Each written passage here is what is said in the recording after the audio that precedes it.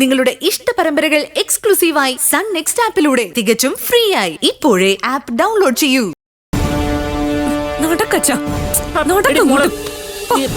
അച്ഛന്റെ ഈ ക്രൂര മനസ്സിന് ഇപ്പോഴും ഒരു മാറ്റമില്ല അല്ലേ? അതെടി, എന്റെ മനസ്സ് ക്രൂര മനസ്സ് തന്നെയാ. നിന്നോട് ക്രൂരത കാണിച്ചവരോട് ഞാൻ പിന്നെ എന്താ പറയേണ്ടത്? എടി, അല്ലെങ്കിൽ തന്നെ മറ്റുള്ളവർക്ക് വേണ്ടി ജീവിതം തുലയ്ക്കാൻ നിന്നെ പോലുള്ള വിഡ്ഢികൾക്കേ കഴിയൂ കേട്ടോ. നീ വലിയ ബുദ്ധിമതിയല്ലേ, എന്നിട്ടല്ലേ ഇതുപോലൊരു ആന മണ്ടത്തരം കാണിച്ചത്? എടി മണ്ടി, നിന്റെ കാൽ കീഴിലെ മണ്ണ് ഒലിച്ചു പോകുന്നത് നീ പോലും അറിയുന്നില്ല എന്നോർത്താല് നിനക്ക് നല്ലതാ. എടി, അല്ലെങ്കിൽ തന്നെ നീ ഒന്ന് ആലോചിച്ച് നോക്കി, ഈ ആക്സിഡന്റിൽ ജയക്ക് എന്തെങ്കിലും സംഭവിച്ചിരുന്നെങ്കിലോ? പിന്നെ നിനക്ക് ആരുടെ ധൈര്യത്തിലൂടെ നിൽക്കാൻ പറ്റുമോടി? അവനവന്റെ കയ്യെ അവനവന്റെ തലക്ക് കീഴിൽ ഇരിക്കത്തുള്ളൂ മോളെ, അത് നീ മറക്കണ്ട. എന്തായാലും ഒരു കാര്യം നീ ഓർത്തോ, നീ പ്രസവിക്കുന്ന കുഞ്ഞ് എന്നായാലും നിനക്ക് തന്നെ ബാധ്യതയാവും. ആ കാര്യത്തിൽ നിനക്കൊരു സംശയവും വേണ്ട. ഈ നാട്ടിലൊരു നാടൻ ചൊല്ലുണ്ട് മോളെ, ഏച്ച് കെട്ടിയ മുഴച്ചു തന്നെ ഇരിക്കും. അതിനർത്ഥം നീ പ്രസവിക്കുന്ന കുഞ്ഞ് സൂര്യയും ഭാവനയും ഒരധിക പറ്റായിട്ടേ കാണൂ. അതുകൊണ്ട് നല്ലതുപോലെ ആലോചിക്കും, എന്നിട്ട് ബുദ്ധിപൂർവ്വം നിൽക്കാൻ നോക്ക്. ഞങ്ങളെ നീ നോക്കണ്ട, നീ സ്വയം തന്നെ നിന്നെ ശ്രദ്ധിച്ചാ മതി. അറിയാവല്ലോ, ഒരുത്തിനെ നീ സ്വയം മറന്ന് സ്നേഹിച്ചവളാ, സുനിൽ ശർമ്മ. അവസാനം അവൻ അവിടെ ജയിലിലുമായി, നീ പുറത്തുമായി. എന്നിട്ട് എന്തെല്ലാം പ്രശ്നങ്ങളാ നടന്നത്. നിനക്ക് വേണ്ടി തല്ലു വാങ്ങിക്കൂട്ടിയതെല്ലാം ഞാനും. എടി, നമ്മൾ സുഖിക്കേണ്ട കോടികളാ ആ മണി ശർമ്മ കൊണ്ടുപോയത്. ഇതെല്ലാം മറക്കാതിരുന്നാല് നിനക്ക് തന്നെ നല്ലത്. അതുകൊണ്ട് ഇപ്പൊ നിന്റെ മുന്നിലുള്ള അവസരമെങ്കിലും നീ ബുദ്ധിപൂർവ്വം ഉപയോഗിക്കണം. ഇതിൽ കൂടുതലൊന്നും ഞങ്ങൾക്ക് പറയാനില്ല, കേട്ടല്ലോ. പ്രസീത, നീ പോ. ഇവളിനി എന്തോന്ന് വെച്ചാൽ തീരുമാനിക്കട്ടെ. പോ.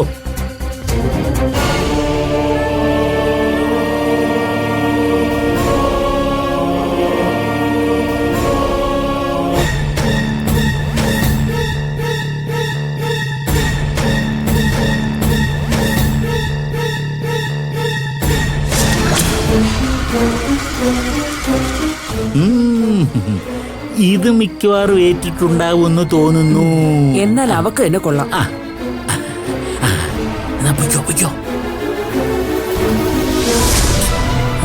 അമ്മയ്ക്ക് എന്താ അവളോട് പോകാൻ പറ്റില്ലെന്ന് പറഞ്ഞൂടെ? അവൾ ഒറ്റയ്ക്കല്ലല്ലോ സൂര്യ വന്നല്ലേ കൊണ്ടുപോകുന്നത്. പിന്നെ ഞാൻ എങ്ങനെയാ തടയുന്നത്? അങ്ങനെയാണെങ്കിൽ അമ്മയും കൂടെ ഒന്ന് ചെല്ലമ്മേ.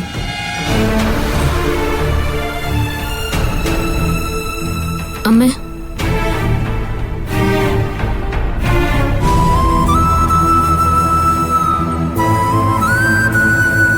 അമ്മ വരണമെന്നില്ല മൈച്ചി. അമ്മയെ കാണുമ്പോ ആന്റി പറയും ഞാൻ അമ്മയെ കൂട്ടിക്കൊണ്ടു വന്നത് എന്റെ സുരക്ഷയ്ക്കായിരിക്കുന്നു.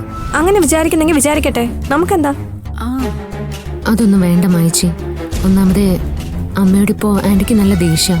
വെറുതെ ഞാനായിട്ട് അമ്മയെ കൊണ്ടുപോയിട്ട് ഓരോന്നും കേൾപ്പിക്കേണ്ട ആവശ്യമുണ്ടോ? നിന്നോട് ആ വീട്ടിലേക്ക് പോകരുതല്ലേ ഞാൻ പറഞ്ഞിട്ടുള്ളത്. പിന്നെ നിനക്കെന്താ അനുസരിച്ചാല്? ഏട്ടൻ പറയുന്നൊക്കെ കാര്യം തന്നെയാ, പക്ഷെ പുറത്തുള്ളവരെ കൂടി നമ്മൾ നോക്കണം ഏട്ടാ. അമ്മായിയമ്മയ്ക്ക് ഇങ്ങനെ ഒരു അപകടം പറ്റിയിട്ട് മരുമോളെ തിരിഞ്ഞു നോക്കിയില്ലാന്നേ എല്ലാവരും പറയും. പറയുന്നവര് പറയട്ടെ, അവരൊന്നും അല്ലല്ലോ നിനക്ക് ചെലവിന് തരുന്നത്. ചില കഴുകന്മാർ നിന്നെ എങ്ങനെ രക്ഷിച്ചെടുക്കുമെന്ന് ആലോചിച്ചോണ്ടിരിക്കുമ്പോഴാ നീ ആ കഴുകന്മാരുടെ അടുത്തോടെ തന്നെ പോയി കൊടുക്കുന്നത്. അവർക്ക് വേറെ പ്രശ്നമൊന്നുമില്ലല്ലേ പറഞ്ഞത്, പിന്നെന്താ? അപ്പൊ പ്രശ്നം ഉണ്ടാവണം എന്നാണോ സേതുവേട്ടൻ പറയുന്നത്? എന്താ മോളെ നിനക്ക് ഞാൻ പറയുന്നതിന്റെ ഗൗരവം മനസ്സിലാവാത്തത്? നീ ഇപ്പൊ പ്രസവിച്ചെടുക്കുകയാണെ എങ്ങനെ പോവും? ആ അവസ്ഥ ആർക്കും മനസ്സിലാക്കാവുന്നതല്ലേ ഉള്ളൂ ഏട്ടാ. ഇപ്പൊ അങ്ങനെയാണോ? ഞാൻ പറയാനുള്ള പറഞ്ഞു, ഇനി നിന്റെ ഇഷ്ടം. സൂര്യോടൊപ്പം തന്നെ ഞാൻ ഇങ്ങോട്ട് മടങ്ങി വന്നോളാം.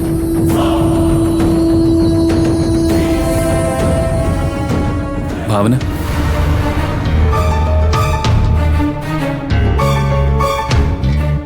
വാ മോനെ.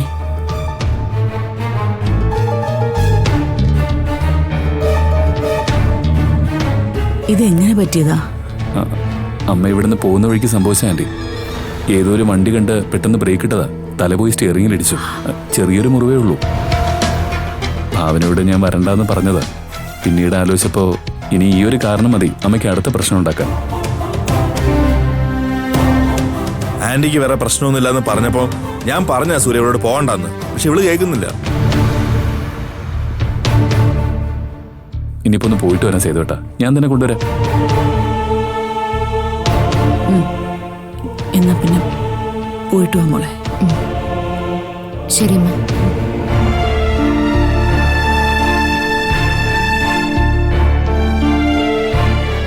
ശരി ആൻറ്റി. മോനെ ശ്രദ്ധിച്ചോണം. മാച്ചി.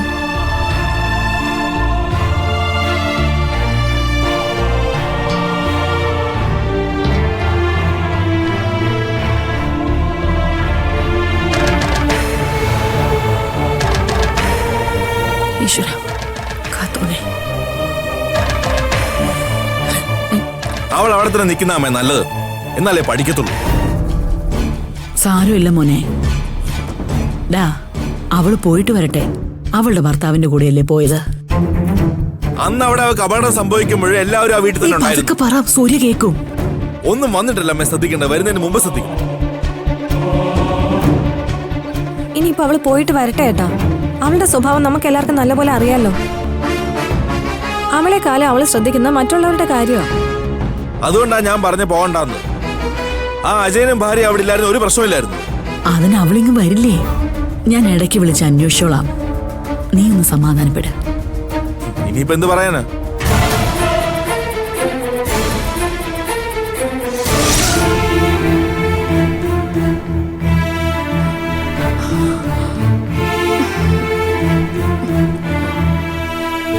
ജയ്, നിനക്കെന്താ ഒരിടത്ത് അടങ്ങി വാങ്ങിയിരുന്നൂടെ? ഡോക്ടർ റെസ്റ്റ് എടുക്കാനല്ലേ പറഞ്ഞേ? എനിക്കൊരു സമാധാനമില്ല ദേവേട്ട. അതെന്താ പെട്ടെന്നൊരു സമാധാനക്കേട്? നിന്റെ ഏട്ടൻ വല്ലതും പറഞ്ഞോ? എന്റെ ജയ്, നിനക്ക് ഇനിയും മതിയായില്ലല്ലേ? അതോ ഇനി ഏട്ടനായിട്ട് കൂടി ചേർന്ന് പുതിയ വല്ല പ്ലാനുണ്ടോ? ഇങ്ങനെ ശവത്തെ കുത്താതെ ദേവേട്ട. അത് നീ ആവാതിരിക്കാൻ വേണ്ടിയാ ഞാനിങ്ങനെ ചോദിക്കുന്നേ. ഇനിയെങ്കിലും നിനക്ക് സ്വന്തമായിട്ടൊരു തീരുമാനമെടുക്കാൻ കഴിയുന്നില്ലെങ്കിൽ ഇനി നീ അനുഭവിക്കാൻ പോകുന്ന ഇതുവരെ അനുഭവിച്ചൊന്നും ആയിരിക്കില്ല. ഒരു കണക്കിന് ഭാവന ഇപ്പം ഇങ്ങോട്ട് വരാതിരിക്കുന്നത് തന്നെയാണ് നല്ലത്. അവളിവിടെ വന്നാൽ എങ്ങനെ അവളെ ദ്രോഹിക്കാന്നായിരിക്കും നിന്റെ ഏട്ടനെ ഏട്ടത്തി ആലോചിക്കുന്നത്. ഇതെല്ലാം നീ ഒറ്റൊരുത്തി മാത്രം വരുത്തി വെച്ചേ. ശരിക്കും ആ മാനസയെ നീ കുടിക്കുന്നു മാത്രമേ ഞാൻ പറയുള്ളൂ. ദേവേട്ട, ഞാൻ എന്റെ ആഗ്രഹം കൊണ്ടല്ലേ മാനസയ്ക്കൊപ്പം നിന്നത്. അതും ഭാവന ഒരു അമ്മയാവില്ലെന്ന് അറിഞ്ഞതിന് ശേഷം. അതിൽ നീ ഇത്ര എടുത്തിയാടണമായിരുന്നാ? ഒരല്പം ക്ഷമ നിനക്കുണ്ടായിരുന്നെങ്കിൽ ഇപ്പൊ ഇങ്ങനെ വിഷമിക്കേണ്ടി വരുമായിരുന്നു. ദൈവം എപ്പോഴും ഭാവനയ്ക്കൊപ്പം ഉള്ളതുകൊണ്ടാ അവൾക്ക് വീണ്ടും ഒരു അമ്മയാവാനുള്ള ഭാഗ്യം കിട്ടി. ദാ ഇപ്പൊ നീ ചെയ്യേണ്ടത് എന്താണെന്നറിയോ? സൂര്യയുടെയും ഭാവനയുടെയും മനസമാധാനം നഷ്ടപ്പെടുത്താതെ അവരോടൊപ്പം നിൽക്കുക. നമ്മുടെ പേരക്കുട്ടിയാ ഭാവനയുടെ വയറ്റിൽ വളർന്നു വരുന്നേ. അത് മറന്ന് നീ ജീവിക്കരുത്. നമ്മുടെ കാലശേഷം അവള് സന്തോഷത്തോടെ ജീവിക്കണം ചെയ്യേ. അപ്പോ മാനസയുടെ വയറ്റിലുള്ള കുഞ്ഞോ? അതും നമ്മുടെ പേരക്കുഞ്ഞ് തന്നെ. എങ്കിലും ഭാവന പ്രസവിക്കും പോലെ ആവില്ലല്ലോ.